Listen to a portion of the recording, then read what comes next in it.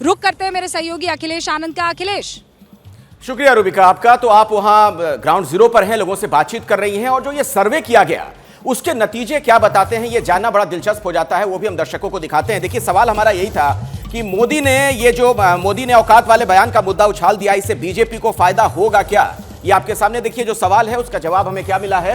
हां कहने वाले 53% लोग हैं, जबकि नहीं में 47% लोग जवाब दे रहे हैं। यानी मोदी ने औकात वाले बयान का मुद्दा जो उछाल दिया, इससे बीजेपी को फायदा होता हुआ दिख रहा है इस सर्वे के नतीजे के मुताबिक। एक सवाल और, हमारा जो अगला सवाल है उसकी तरफ बढ़ते हैं। सवाल हमने एक और ये पूछा कि मोदी के खिलाफ कांग्रेस ने औकात वाला जो बयान दिया था, क्या सेल्फ गोल कर लिया? देखिए, हां कहने वाले लोग 57% हैं।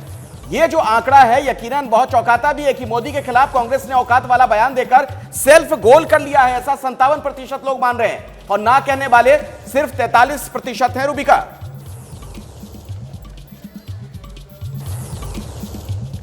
तो ये आपने देखा, सवालों के जवाब आने लगे हैं। अखिलेश ने ये बताया कि मोदी ने औकात वाले बयान का मुद्दा उछाला है, इससे बीजेपी को क्या फायदा होगा। 53% कह रहे हैं हाँ फायदा होगा, ना कहने वाले 47% है। प्रदीप जी, क्या ये मुद्दा इमोशनल मुद्दा बनेगा, या फिर जो रोहन गुप्ता जी यहाँ पर कह रहे हैं कि संकल्प पत्र देख लीजिए, एक वादा पूरा नहीं हुआ है, वही सेम टू सेम वादे कर दिए गए हैं। बीजेपी के लिए 27 साल भारी पड़ेंगे, या इमोशनल मुद्दा इनके लिए यानी कांग्रेस और बाकी विपक्षियों के लिए भारी पड़ेंगे? प्रदीप जी, अब प्रदीप जी मेरे साथ नहीं है। खालिद जी, रुबिका जी थोड़ा आवाज कम थी, दोबारा से आप सवाल करेंगे? मैं आपसे ये जानना चाह रही हूँ कि जब ये आपने खालिद, मैं आपसे ये जानना चाह रही हूँ, ये जो औकात वाले मुद्दे पर आपने सवाल पूछा था, लोगों का रिएक्शन इस पर किस तरीके का लग रहा था? उनको ये लग रहा था कि ठीक है भाई, चुनाव आते हैं इसलिए इस तरीके की बयानबाजी हो जाती है, या फिर इसको इमोशनल तौर पर जैसा बीजेपी ने पोर्ट्रे किया है वो दिखाई दे रहा था? जी हाँ, उसमें इमोशनल वो एंगल था।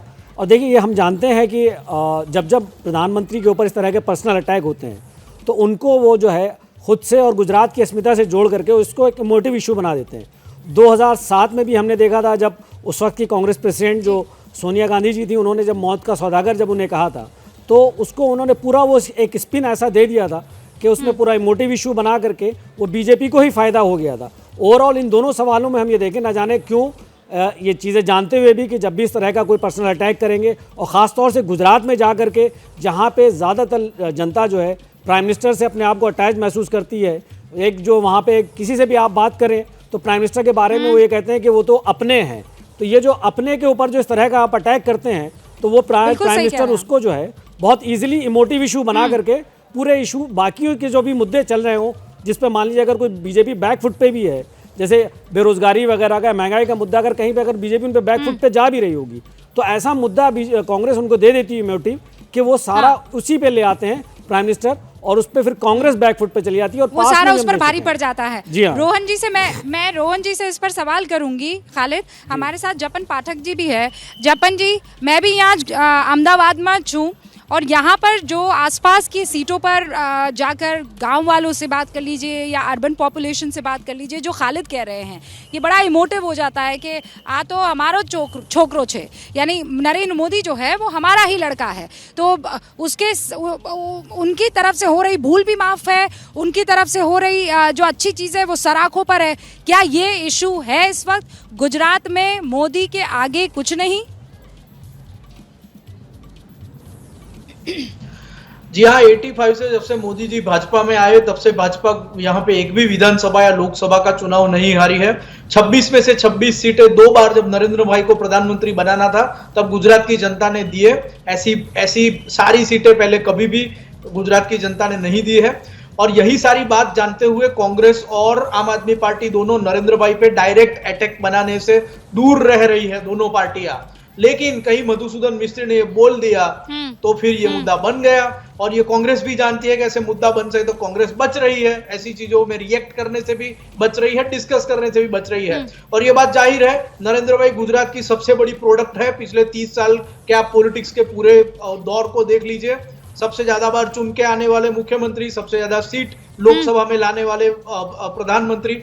तो ये तो मामला है और इसलिए दोनों ही पार्टी बच रही है। लेकिन ये एक नो बॉल फेंक दिया है तो एक डिस्कशन का विषय बन गया है इलेक्शन में।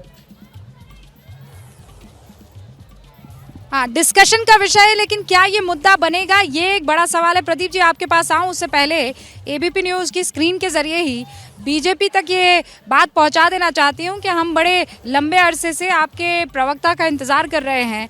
वादा ये था कि वो अटल ब्रिज पर 5 बजे आ जाएंगे, हुंकार में हमारे साथ हिस्सा लेने वाले हैं। कांग्रेस के प्रवक्ता रोहन गुप्ता यहाँ पर आ चुके हैं, लेकिन बीजेपी के प्रवक्ता का हम इस वक्त भी इंतज़ार कर रहे हैं। हो सकता है वो रास्ते में हो या हो सकता है इत्मीनान में हो कि पहुँच ही जाएंगे जहाँ पहुँचना है, जो डेस्टिनेशन है। इसमें 2 सवाल हैं। देखिए, डेस्टिनेशन तो गुजरात की जनता ने इस बार भाजपा की तय कर ली है। शायद वो आत्मविश्वास ना हो इसीलिए भी नहीं आए हो, जो भी कारण हो। देखिए, आपने कहा अभी इमोशनल कनेक्ट की बात की। अगर मोदी जी गुजरात से हैं तो मोदी जी को गुजरात की जनता ने बहुत फायदा कराया। सब जानते हैं, सीएम बनाया, पीएम बनाया। गुजरात की जनता को क्या मिला आज? पीछे आपके अटल ब्रिज में मैं आपको यही कह रहा हूँ कि गुजरात की जनता को ये मिला कि आपको ये पसंद है कि नहीं, ये बताइए। बिल्कुल, देखिए, कोई भी काम होता है आज उसमें पसंद नहीं होने की क्या बात है? गुजरात की अस्मिता की बात है, उसमें नहीं पसंद की कौन सी बात है?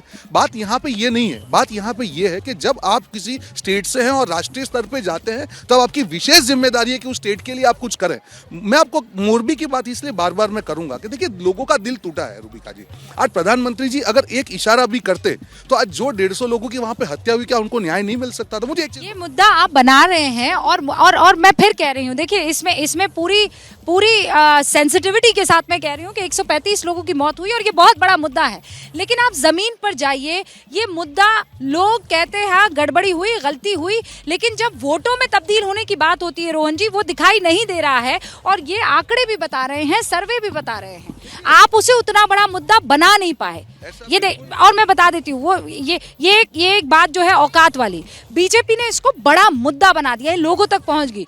मोरबी जैसी बड़ी घटना आप उसे मुद्दा नहीं बना पाए, आप फेल हो गए। देखिए, ये मुद्दे की बात नहीं है, लोगों का दर्द है और लोगों का जब दर्द होता है तो वो दिखता है। क्या 150 लोग मरे, उसमें हमको मुद्दा बनाने की जरूरत क्या है? मुद्दा तो बीजेपी ने बनाया है। अगर बीजेपी को नहीं बनाना होता तो एक्शन ले लेते। मुद्दा इसीलिए बनाए क्योंकि बीजेपी का अहंकार है कि आज तक कॉन्ट्रैक्टर की गिरफ्तारी उन्होंने नहीं की। क्यों नहीं की? अगर वो कर लेते तो कोई मुद्दा नहीं होता। इसको मुद्दा बनाने में बीजेपी का हाथ है क्योंकि वो उनकी नीयत देश के सामने और जनता के सामने दिखाते हैं। केवल कॉन्ट्रैक्टर, आप मालिक की बात नहीं कर रहे? बिल्कुल, वही मैं बोल रहा हूँ, कॉन्ट्रैक्टर मालिक ही हुआ है, जो ओनर की बात कर रहा हूँ मैं, और जो कॉर्पोरेशन के अधिकारी थे। और रूबिका जी, अगर आप एफएसएल रिपोर्ट पढ़ेंगी ध्यान से, यहाँ पे मुद्दा राजनीति हम 24/7 करते हैं, पर कई बार हमको इंसानियत के नाते भी मुद्दों को देखना चाहिए। उस एफएसएल में कहा गया कि पूरे ब्रिज को डिसमेंटल करके नया किया जाएगा। उस ब्रिज को ऐसे कैसे? सवाल हम इसी साप्ताहिक सर्वे में नहीं सर, हमने ये बहुत बारी पूछा है कि क्या मोरबी गुजरात का बड़ा मुद्दा बनेगा। मेजॉरिटी ऑफ लोग, और ये हम नहीं कह रहे हैं, ये जनता है रोहन जी जो ये कह रही है कि वो मुद्दा नहीं बनता हुआ दिखाई दे रहा है। जैसे ही घड़ी का काटा दोपहर 2:30 पे आए, बबीता जी का दिल सास बहू साजिश के लिए मचल जाए। और ये है इनकी बहू, पूरे दिन ऑफिस की टेंशन हो जाए गॉन जब ये करें अपना फेवरेट शो फ्री टाइम पे ऑन। इनकी तरह आप भी देखिए अपना फेवरेट शो अपने टाइम पर और डाउनलोड कीजिए एबीपी लाइव ऐप अपने स्मार्ट टीवी पर।